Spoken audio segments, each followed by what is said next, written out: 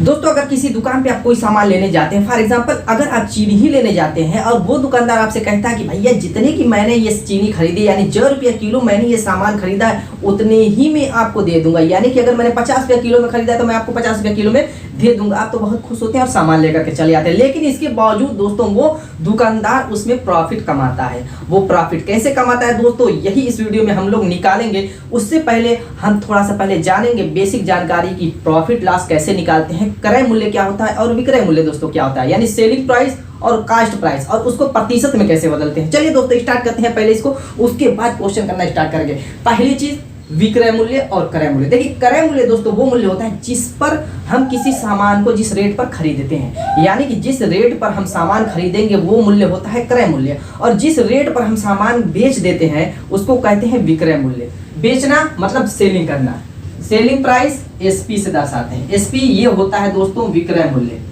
इस पर हम क्या कहते हैं सामान बेचते हैं, क्लियर इतना। और होता है एक क्या कास्ट प्राइस, यानी कि क्रय मूल्य जिस पे हम सामान खरीदते हैं। तो दोस्तों अगर कोई सामान हम क्रय मूल्य मतलब कोई सामान अगर हम खरीद रहे हैं तो जाहिर सी बात है उस पर कुछ प्रॉफिट रख करके ही बेचेंगे, यानी कि जो हमारा लाभ निकलता है लाभ वो हमेशा दोस्तों विक्रय मूल्य, यानी कि जितने का हमने सामान बेचा उसमें से अगर हम क्रय मूल्य को घटा दें तो आपका लाभ निकल जाएगा। क्योंकि लाभ उसी कंडीशन में होगा अगर आपने 10 का सामान खरीदा यानी क्रय मूल्य 10 रुपया है और आपने उसको 15 का बेचा यानी विक्रय मूल्य 15 रुपया। जब 15 में से 10 घटाएंगे यानी विक्रय मूल्य में से क्रय मूल्य घटाएंगे तभी तो आपका लाभ निकलेगा।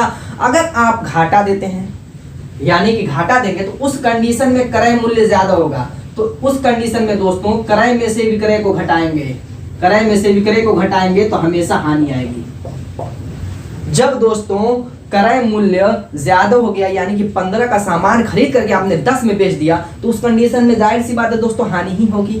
तो दोस्तों दो ही चीजें होती है इसमें, एक तो लाभ होगा या तो हानि होगी। ये चीजें अगर आप जान गए लाभ हानि क्रय मूल्य और विक्रय मूल्य तो आपको क्वेश्चन करना बहुत इजी हो जाएगा। यहाँ पे देखिए एक क्वेश्चन इसी टाइप का है दोस्तों, हम उसको पहले कर लेते हैं, उसके बाद चलेंगे हम कहाँ बेईमान दुकानदार के पास हिसाब लेने।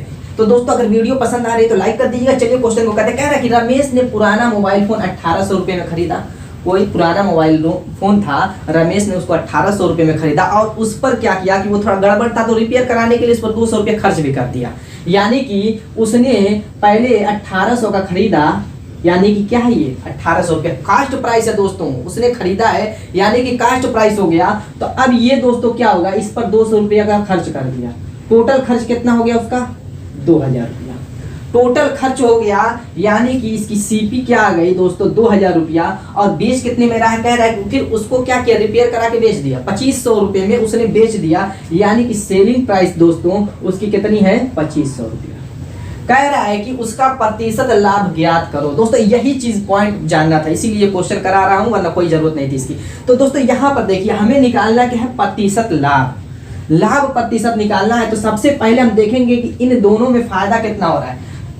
खरीद जो आपका क्रय मूल्य यानी कि कास्ट प्राइस है 2000 रुपया, मरम्मत करा के टोटल खर्च 2000 रुपया हो रहा है उसका, वही आप उसकी कास्ट प्राइस हो गई। उसने बेच दिया 2500 में, फायदा हो गया, लाभ हो गया उसका 500 रुपया। कितना लाभ हो गया दोस्तों 500 रुपया। अब इस 500 रुपया जो वो कमा रहा है कितने पे कमा रहा है दोस्तों 2000 रुपये पे कमा रहा है, 2000 रुपये पे तो कमा रहा है वो। तो उस 2000 को हम क्या करेंगे दोस्तों बटे में लिख देंगे और गुणे प्रतिशत में बदलने के लिए हमेशा याद कर लीजिएगा 100 से गुणा कर देते हैं बस, और कुछ नहीं।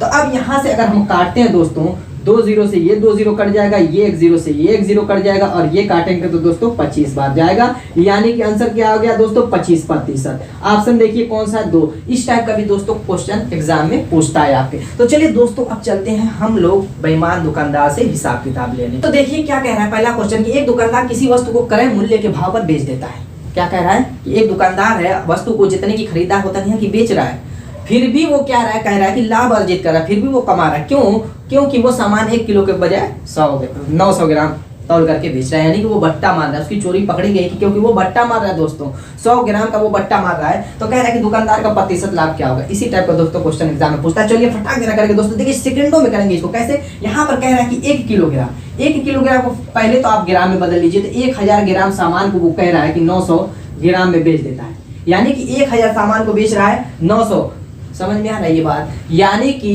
1 किलो कोई सामान मांग रहा है और 100 ग्राम का बट्टा मार करके वो 900 ग्राम ही तौल करके बेच देता है। तो इसमें वो कितना कमा रहा है? 100 ग्राम। 100 ग्राम वो सामान पैसा नहीं कमा रहा है, वो सामान ही बचा लेता है, फिर उसको बढ़ाकर बेच देगा, वो पैसे ही कन्वर्ट हो जाएगा। तो ये जो 100 ग्राम का बट्टा मार रहा है दोस्तों, लाभ कमा रहा है, उसको हम ऊपर लिख लेंगे। और जिस पे कमा रहा है, ये 900 ग्राम बेच रहा है उसी पे कमा रहा है, तो इसको हम नीचे लिख लेंगे।